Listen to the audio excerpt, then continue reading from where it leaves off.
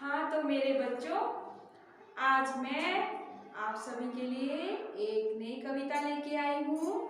इस कविता का नाम है मजदूर, जो कि जिसके रचयिता है रामधारी सिंह दिनकर जी। तो इस कविता का शीर्षक है मजदूर। तो बच्चों, आप सभी को पता है कि मजदूर का हमारे जीवन पर कितना बहुत ज़्यादा प्रभाव है। अगर इस दुनिया में मजदूर ना हो तो शायद आज हम इस समय जहाँ पर खड़े हैं, जहाँ बैठे हैं या जहाँ जो भी कार्य कर रहे हैं, हम वहाँ नहीं होते। तो हमारे जीवन में आधा से ज़्यादा कार्य जो सफल किया है, मजदूर नहीं किया है। तो बच्चों, हम पहली पंक्ति से इस मजदूर के बारे में हम समझेंगे, जो कि इस प्रकार से है। मैं मजदूर, मुझे देवों की बस्ती से क्या, अगणित बार धरा पर मैंने स्वर्ग बनाए हैं। अंबर पर जितने तारे, उतने वर्षों से मेरे पुरखों ने धरती का रूप संवारा है। धरती को सुंदरतम करने की ममता में बिता चुका है कई पीढ़ियां वंश हमारा है। तो बच्चों, इसका अर्थ यह है कि मैं एक मजदूर हूँ, मुझे उन अमीरों की बस्ती से क्या, मैंने तो कई बार धरा इस धरती को स्वर्ग से संवारा है। अंबर पर जितने, इस आकाश नभ में जितने तारे हैं, मेरे पुरखों ने इस धरती को उतनी बार रूप संवारा है। धरती को सुंदरता बनाने के लिए जिस प्रकार माँ अपने बच्चे का रूप संवारती है, उसी तरह मैंने और मेरे पीढ़ियों ने और मेरे वंश ने इस संसार, इस दुनिया को सुंदर बनाने के लिए अपना जीवन बिता दिया। तो बच्चों, अगला पंक्ति है, और अभी आगे आने वाली सदियों में मेरी वंशज धरती का उद्धार करेंगे। इस प्यासी धरती के हित में ही लाया था हिमगिरी चीर सुखद गंगा की निर्मल धारा। मैंने रेगिस्तानों की रेती को धो धोकर विंध्या धरती को के धरती पर पुष्प, स्वर्णिम पुष्प खिलाया।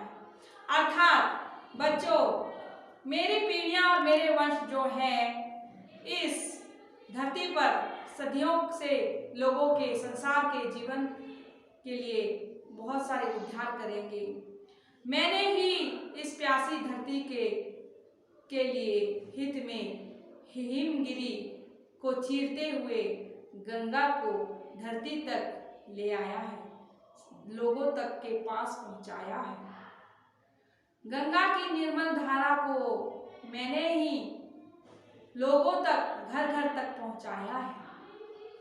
मैंने रेगिस्तान को चीर कर स्वर्णिम उन रेतों को धो धोकर स्वर्णिम पुष्प उस धरती की धरा पर पुष्प उगाए हैं। मैंने ही बंजर धरती को उपजाऊ भूमि बनाकर हरियाली में बदला है। तो बच्चों, मजदूर का हमारे जीवन में बहुत बहुत बहुत महत्व है। अगला पंक्ति है, मैं मजदूर, मुझे देवों की बस्ती से क्या, अगणित बार धरा पर मैंने स्वर्ग बनाए हैं। औरों के हित में लगा हुआ हूँ मैं महल सजाने में, ऐसे ही मेरे कितने साथी भूखे रह जाते हैं, लगे हुए हैं औरों के हित अन्न उगाने में। इतना समय नहीं है मुझको जीवन में अब मिलता, अपनी खातिर सुख का कुछ सामान जुटा कर लूं मैं। मेरे हित उनका भी कर्तव्य नहीं क्या, मेरी बाहें जिनकी भारती आ रही खजाने। अर्थात बच्चों, मैं मजदूर जो हूँ, औरों के हित में बारे में ही सोचता हूँ, औरों के लिए ही महल सजाता हूँ। मैंने कितनी बार, मेरे और मेरे साथियों ने कितने बार भूखे रह कर अन्न उगाए हैं, इस धरती को हरा भरा किया है, लोगों की भूख मिटाई है। लेकिन मेरे पास इतना समय नहीं कि मैं कुछ अपने लिए सुख सुविधा के सामान जुटा पाऊं। क्या उन लोगों का दायित्व नहीं कि वो हमारे लिए कुछ सोचें, कुछ हमारे लिए भी कुछ खजाने, कुछ खजाने निकाले और हमारे जीवन भी संवारे। क्या मेरा उतना अधिकार नहीं कि मैं भी सुख सुविधा के सामानों के बीच में जीवन यापन कर सकूं? तो बच्चों, अगला पंक्ति है, अपने घर के अंधकार की मुझे नहीं है चिंता, मैंने तो औरों के बुझते दिए को जलाए हैं। मैं मजदूर, मुझे देवों की बस्ती क्या, मैंने तो अगणित बार धरा पर स्वर्ग बनाए हैं। अर्थात बच्चों, मैंने ऐसे ऐसे घरों, बस्तियों, इस संसार को अंधकार से हटाते हुए उजाला की ओर, उजाला से रोशन करने के लिए मैंने अपना जीवन त्याग कर दिया है इस संसार के मनुष्यों के लिए। तो क्या यह मनुष्य, स्वार्थी मनुष्य, क्या हमारे लिए कुछ क्यों नहीं करता? क्या वह एक बार हमारे लिए कुछ क्यों नहीं सोचता कि हम मजदूरों ने जो इस धरा को सुंदर बनाने के लिए अपना जीवन यापन कर दिया, क्या हम उस सुख के लिए हकदार नहीं हैं?